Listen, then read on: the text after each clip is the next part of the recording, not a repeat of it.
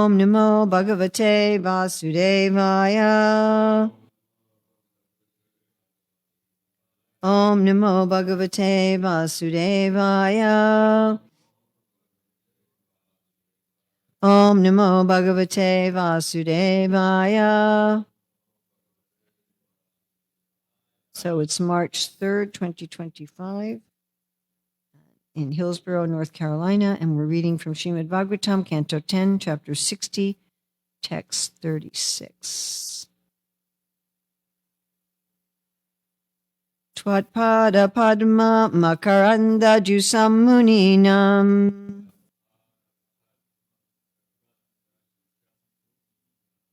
Vartmasputam Nirpashubir Nanudur Vibhavyam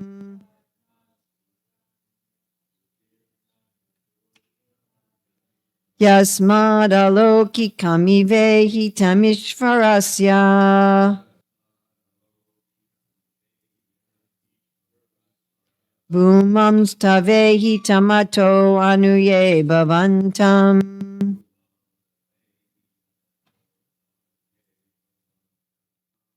Twat, your, pada, of the feet, padma, lotus-like, makaranda, the honey, jusam, who relish, muninam, for sages, vartma, your path, asputam, not apparent, near, in human form, Pashubhihi, by animals, nanu, certainly then, durvibhavyam, impossible to comprehend, yasmat, because, alokikam, supramundane, eva, as if, ihitam, the activities, Ishvarasya, of the Supreme Lord, Brahman, all-powerful one, Tava, your, Ihitam, activities, Atau, you, therefore, Anu, following, Ye, who, Bhavantam, you. BBT translation, this is Rukmini answering point by point Krishna's arguments as to why she should leave him and marry someone else. BBT translation, your movements, inscrutable even for sages who relish the honey of your lotus feet, are certainly incomprehensible for human beings who behave like animals. And just as your activities are transcendental, O all-powerful Lord, so too are those of your followers. BBT purport. Here Queen Rukmini replies to Lord Krishna's statement in text 13, apasta vartmanam pumsam alokapatam iyusham atista padavim subru prayasidanti yoshita. O fine-browed lady, subru means very nice eyebrows. Women are usually destined to suffer when they stay with men whose behavior is uncertain and who pursue a path not approved by society. Unquote. In the present verse, Rukmini is taking the term alokapatam to mean unworldly path. Those who are entangled in worldly behavior are trying to enjoy this world more or less like animals. Even if such people are, quote, culturally advanced, unquote, they should simply be considered sophisticated or polished animals. Srimati Rukmini Devi points out that because the Lord's activities are always transcendental, they are apasta, or unclear, to ordinary people. And even the sages, trying to know the Lord, cannot perfectly understand these activities. Tvatpada padma makaranda jusam muninam vartmasputam nirpasubir nanudur vibhavyam yasmad alokikamive hitamishvarasya bhumams tave hitamatu anu ye bhavantam. Your movements, inscrutable even for sages who relish the honey of your lotus feet, are certainly incomprehensible for human beings who behave like animals. And just as your activities are transcendental, O powerful Lord, so too are those of your followers. So we have some commentaries by our acharyas. So first we're going to go to Srila Jiva Goswami. Nanu is an exclamation in prema, or it means certainly. Your favorite activities cannot be understood by jnanis who relish the sweetness of your feet by the influence of association with your devotees. Since your activities are covered by other actions to conciliate the public, they cannot be understood at all by unintelligent men. However, those with proper intelligence can understand. This is the answer to Krishna's remark that his path is unclear. You also do not perform the actions of ordinary people. Your activities are beyond the material realm, although they appear ordinary, Eva, because your glories are constant. Bhuman. And let's go to Srila Sanatana Goswami. Jnanis Muninam also, by association with devotees, relish the honey or bhakti rasa from your lotus feet. The devotees, of course, relish this, and more so do your close associates. Nanu is an exclamation in prema, or means certainly. Your conduct is independent, asputam, of them, just as persons intoxicated with liquor fail to act according to normal rules, not thinking clearly. Your conduct cannot be understood by persons who are like animals. It can be understood by persons having proper intelligence, since they are not qualified for regular duties. And Srila Sanatana Goswami is going to quote here from Bhagavatam 11:29. Tavat kamani kurvita na nirvidyatiyavata matkata shravanau vashrada yavanna jayate. As long as one does not become detached from daily nitya and periodic naimittika duties, or has not awakened his faith in hearing topics about me, one must perform one prescribed duties of varnashrama. That's the end of that translation of that quote. One may speculate about a person's intentions, though it is said that one should know karma and vikarma in Bhagavad Gita 4:17. Some devotees may even engage in vikarma. This verse answers the statement in verse 13, Aloka patam iyusham, women suffer from men whose behavior is uncertain and who pursue a path not approved by society. Alokikam ihitam means conduct which is beyond the material world. But this is only apparent, Eva, since you generally act properly, so that people can follow such conduct. Or alokikam can mean not in excess of what is commonly said or done. This is because you have unlimited greatness, Bhuman. If you were bound by the rules of the world, you would be limited. You are qualified for activities beyond this world. Or your conduct is independent because your actions are certainly Eva, beyond this world. Eva here means Eva. Even the devotees' actions are beyond this world. Thus the answer has been given to Aloka patam iyusham in verse 13. Or apasta vartmanam is answered with alokikam ihitam. This is certain, Nanu. And going to Srila Vishwanath Chakravarti Thakur. Here Rukmini replies to Krishna's statement, so I'm not going to read that again. I've already read that 3 times. Rukmini said, yes, it is true, because your activities are always, now this is important, this is a very good tactic in a debate. If someone says something, you first agree with them. You understand? Because she's refuting each of Krishna's statements one by one. So she doesn't just say it's wrong. So Srila Vishwanath Chakravarti Thakur is saying, Rukmini said, yes, it is true. Because your activities are always transcendental, they are unfathomable, apasta, even to the sages. And certainly, Nanu, they are incomprehensible to the animalistic men entangled in worldly behavior. It is true that you do not follow the customary path, alokapatam.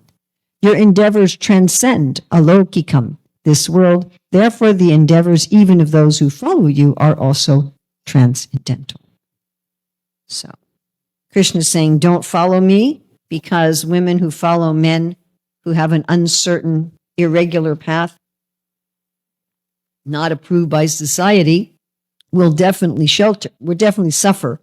And she's saying, well, okay, your activities are not always in line with the ordinary life, but following you is not suffering because you're transcendental. So I thought it significant that Krishna here gives a valid warning to women. Sometimes we think about the Bhagavatam's warning to men about women, right? Like Mohini goes to the demons and says, if there's some woman wandering around improperly dressed and flirting with all kinds of men, you shouldn't trust her.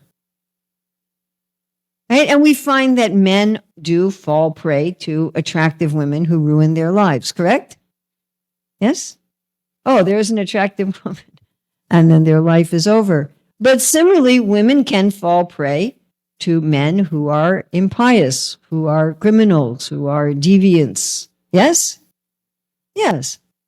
This is it's a problem in general that we can become attracted to people who are actually unsuitable, who are not good for us. So this is a valid instruction.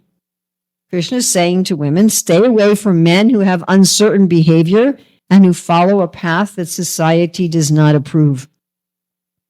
Marry a good man who's on a good path. Of course, in this world, we can't always tell who's a good and bad person superficially. If anyone thinks I'm going to become so astute and so much learning from my mistakes and others' mistakes that I'm always going to be a perfect judge of others' character, I will tell you right now that's not going to happen. I mean, even in Leela, that doesn't happen. Mother Yasoda and Mother Rohini think that Putana is a demigoddess, and the cowherd boys get fooled by Vyomasura and Pralambasura and what's the other one? One more. So, sometimes this happens, that even the devotees get fooled by demons who dress up as devotees or who look like devotees, or by devotees who appear to be demons, like when Bibhishan comes to surrender to Ram, and everyone, including Lakshman, everyone except for Hanuman, was like, don't have anything to do with him, he's a demon. So sometimes even in transcendental Leela, there's this confusion, but the principle is still there, that if somebody is doing something that's sinful, that's not approved by society, then following such a person is dangerous, and entering into a romantic liaison with such a person is not going to be very auspicious. So here Rukmini she's very cleverly taking each of Krishna's arguments, and she's saying how it's right in a different way. It's not right the way you said it, but it's right in a different way. And this is, as I say, a very, very good debating technique. Now, if you just want to smash somebody and devastate their ego and leave them crying in a corner, that's something else. But if you really want to transform somebody, or you want to have a relationship with someone with whom you disagree, it's far better to start off with points of agreement. So yes, Krishna, you're right. You're making a very valid point. And in some ways, this point applies to you, but in another way, it doesn't apply to you. So generally, Krishna does set a good example. He says this to Arjuna. He says that I'm engaging in work to set a good example. Arjuna gives this argument that if I engage in this war, so many men will die, women will be left unprotected, and will have illegitimate children. And then Krishna says, actually, the real cause of illegitimate children is men setting an example of not doing their duty. If you really want good population, you should set an example of a man who's responsible and does his duty. And he says, I do that. I'm the Supreme Lord. Yet Krishna says, I set that example of being responsible. And if I didn't do that, Krishna says, then there would be unwanted population. We give the example all the time that although Krishna had 16,108 wives, he was able to expand and be with each of them individually and actually care for them and actually care for his children. Like Narada Muni came and visited Krishna and saw that Krishna was playing with his children and getting his children properly married, and he was being responsible. So Krishna is showing this behavior. He's showing the behavior of being, I'm a responsible husband, I'm a responsible father. I actually take good care of the people that I make promises to. Right? Krishna always says, he says to Arjuna, declare it boldly that my devotee is never vanquished. So Krishna sets this kind of example when he meets Vasudeva and Devaki in Mathura after killing Kamsa, and he offers obeisances at their feet. I'm so sorry, I was in Vrindavan, I couldn't serve you. Please let me serve you. Let me be a good son. Let me take care of them. And Krishna says, one who doesn't take care of a chaste wife, one who doesn't take care of elderly parents, that these people are condemned. So Krishna does set this kind of example, but not always. Now, in incarnations like Ramachandra always sets the ideal dharmic example. And you could say, well, he's put Sita out in the forest, but that was actually his dharma as a Kshatriya. You know, we may not really get this with our modern leaders who get, found out doing all these criminal activities and they still maintain their position. Where their family members are doing criminal activities and they just simply support these criminal family members. So that in former times and by the Lord's standard, that's not the standard. Even if the person didn't do anything wrong, if people are going to be thinking they did something wrong and they're going to lose faith in the government and they're going to lose faith in the leaders, then to have people have trust in leadership is more important. The real Kshatriya will sacrifice even their family for the sake of the good of the country. It has to be like that. Does that make sense to everybody? Right? I mean, if someone kidnaps your wife and child and say, if you don't blow up this city, I'm going to kill your wife. And then the person says, sure, blow up the city and release my wife. They can't be a good leader. They have to put the good of the country above their own family consideration. So Ram was perfectly following dharma. And generally Krishna's incarnations are like that, but Krishna himself isn't always like that. He's showing that he's the ultimate lawgiver and he's above the law.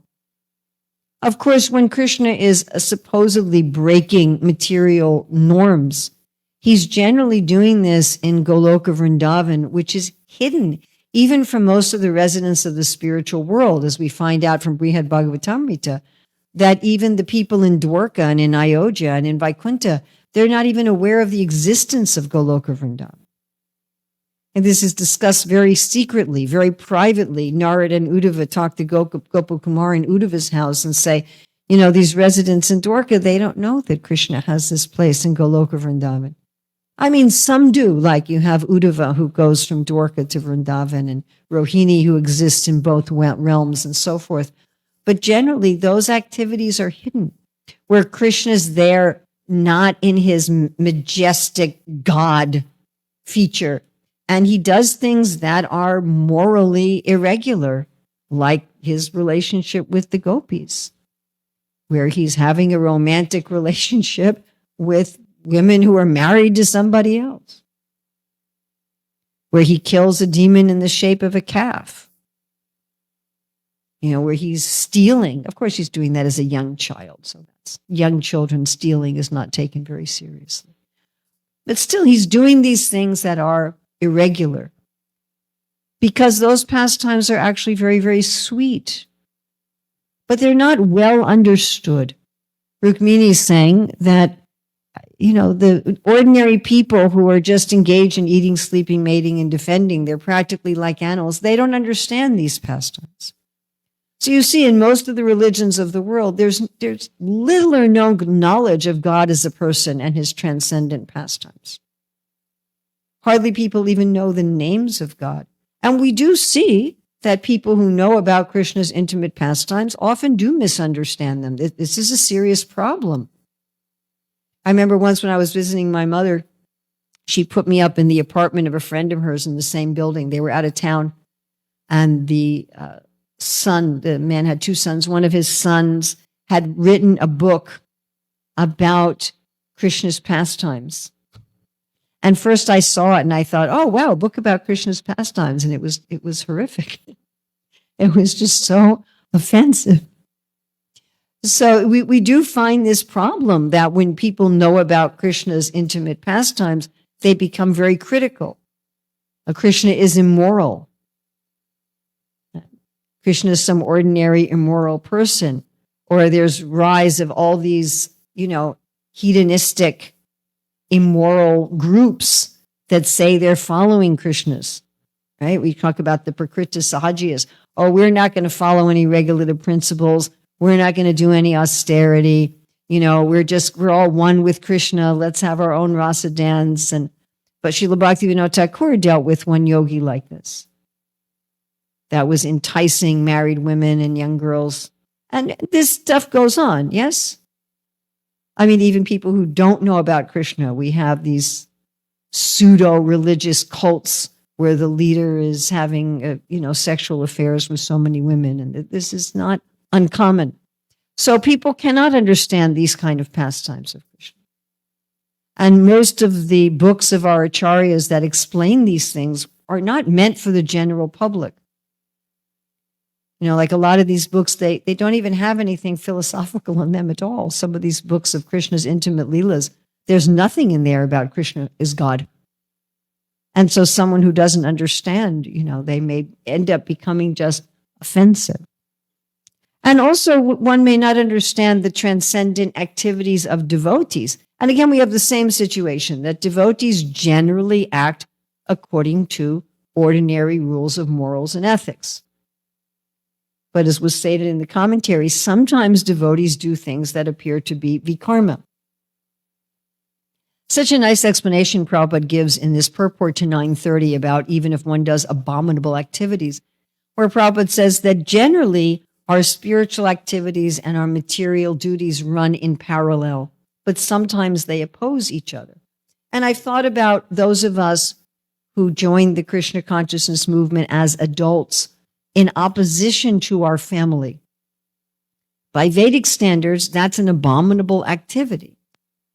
I mean, when I decided to join the Hare Krishna movement, my father was immediately supportive and remained that way. He was immediately, completely, enthusiastically supportive. He said, I'm so glad you're looking for God. I wish you would have done it in Judaism, but that's not what's important. What's important is you're looking for God. But my mother was completely opposed for 10 years. I mean, for 8 years, she was extremely opposed, and then another 2 years sort of mildly opposed. And I disobeyed my mother. My mother's like, don't do this. Don't move in the temple. Don't drop out of college. Because that was joining the temple. That's what it meant in the 70s. Gave away all your possessions and you left your education and your family and you just moved into the ashram. And I was working in opposition to my mother. And by Vedic standards, that's abominable. That's sinful. You all understand this. But that was in opposition. I couldn't both obey my mother and surrender to Krishna. Or we would distribute books where it's illegal. We were distributing books in places where if we got caught, we were arrested. And I know many, many devotees who were arrested for distributing books. I mean, you had devotees in communist countries like the former Soviet Union who were jailed and beaten and put in labor camps because they were breaking the law. Even now, we have devotees, and I've been to many of these places, we have devotees in countries where Krishna consciousness is illegal. And they have illegal gatherings. I've been to countries, I was in one country for Nrsimha Chaturdasi where they don't allow there's no freedom of assembly. Like in our country, we can assemble peacefully in as big of groups as we like, but in this country, that's not allowed in that country. And so for Nrsimha Chaturdasi to have a festival, it had to be in someone's apartment because we can't have any legal temples. And 3 people would go up and then you had to wait 10 minutes and then another 3 people and another 10 minutes and another 3 people. And they said, you can't wear sari and tilak out on the street in this country. You could be put in jail. And then, we had to have a super quiet kirtan. And, we go to the house and then people put on tilak. Before they leave, they have to wipe off their tilak. So that's against the behavior that's accepted by people in that country, in that culture. So sometimes devotees may appear to do things that are against normal rules and regulations. We think about the wives of the Brahmanas who just walked out on their husbands. They walked out on the yajna and they walked out on their husbands. Bye. Or even Prabhupada talks about Prahlad Maharaj. He says, who puts a garland on your father's killer? If someone kills your father in front of you, you don't garland them and pray to them. This is also irregular according to moral codes. Or if we want to talk about, kind of sweet things like Vidura offering Krishna banana peels, if that happened here, like if you, the pujari, the plate comes up with the offering, and instead of bananas, there's banana peels. Right? Or even Govinda crossing over, stepping over. We have the Vedic regulation. You don't step over anything sacred, but he stepped over to the Lord to massage him. Or we have Mahaprabhu, who embraced Ramananda Roy. And the local brahmanas are like, what's this sannyasi doing embracing this Shudra and crying? This is not proper. He's not even supposed to go, touch the shadow of a Shudra, what to speak of embracing him. So the Lord's activities are difficult to understand. But even if we take the Lord's activities that are not apparently violating Dharma, like I think of this every time we sing the Nisinga prayers. So we're saying, Jagadish, the ruler of the world, is a half man, half lion with a blood-soaked mane and huge nails and fangs. Like, Lord of the world. Or the Lord of the world is a fish. God is a fish, a golden fish. God is a big turtle getting his back scratched by a mountain. I mean, how can anybody understand this? You couldn't go to people on the street. Do you know who God is? He's a big turtle. He's a boar. He's a boar as big as the sky. So people are not going to understand these activities of the Lord.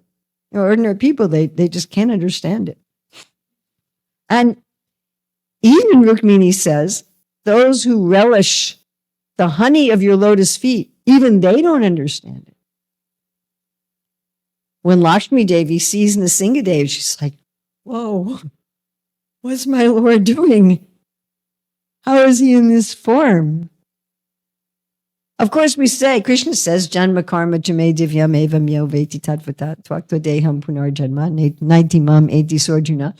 If we understand the Lord's activities in truth, we become liberated from birth and death. But we can never understand them perfectly. Anybody here, you think you could ever understand Krishna perfectly? That's not possible, nor can we understand the other devotees perfectly. I was speaking last time about how Rukmini didn't reciprocate with Krishna in the way that he wanted. Instead of immediately arguing with him, she fainted. And yet, our acharyas explain that although her actions weren't what he expected, still it was very pleasing. So Krishna likes this mysterious aspect of his devotees. He wants relationships with those who are alive, and those who are alive have some mystery, some unpredictability. And Krishna, being the supreme life, is certainly mysterious and unpredictable. You don't know exactly what he's going to do. You can't fathom everything about him.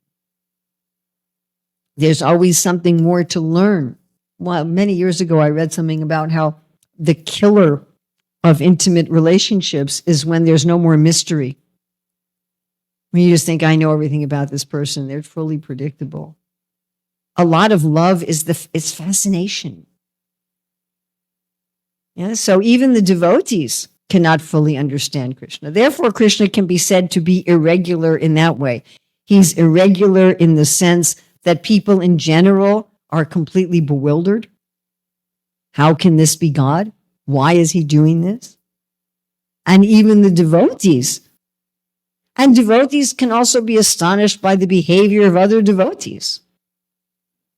Like you have that Vamsi Das Babaji in the time of Srila Bhaktisiddhanta Saraswati Thakur, who would sometimes yell at his deities.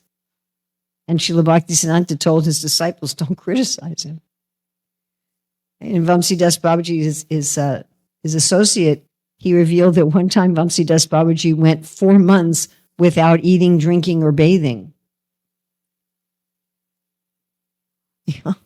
I mean, how do we understand? So sometimes even devotees have a difficult time understanding the behavior of some other devotees, or to speak of understanding the behavior of the Lord.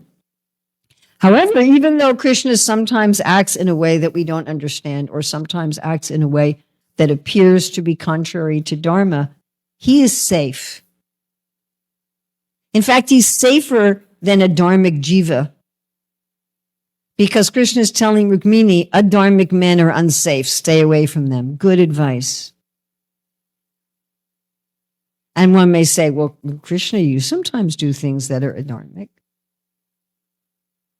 It's not that if we surrender to Krishna, my dear friends, that our life is always going to be predictable and that Krishna will always act in ways that seem fair and dharmic to us. That's not going to happen. Everything Krishna does is for the benefit of his devotees, for the benefit of the world. Everything he does is out of love. Everything he does is the highest standard of morality. And everything he does is actually safe. Krishna will never hurt his devotees. In fact, Krishna doesn't even want to hurt anybody. You know, a loving parent may sometimes punish a child, but a loving, sane parent doesn't actually want to hurt the child. If the parent says, I'm sorry, you can't play with this toy for the next hour, and you have to go stand in the corner until you apologize to your brother, it's not because they want to hurt the child.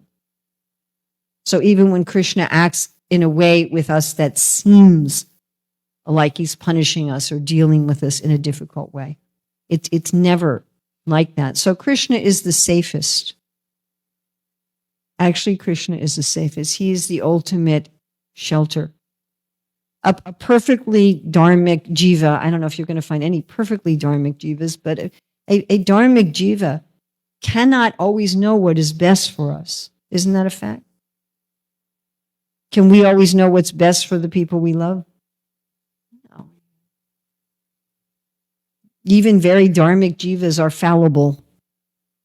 But Krishna is infallible. So Rukmini is saying, you know, you may be a little irregular, and even your devotees may be a little irregular according to the rules of the world or according to the vision of animalistic people. And even for those who relish the honey of your lotus feet, you may sometimes appear mysterious and inscrutable. But you know what, my dear Lord? I'm sticking with you.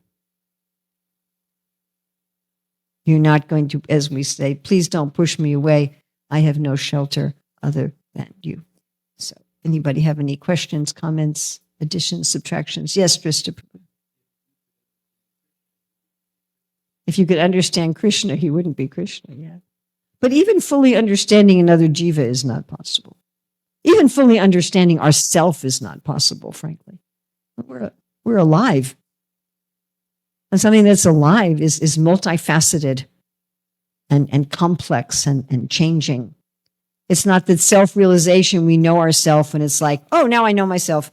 Even our spiritual personality is constantly as myriad facets and depths and understanding eternally.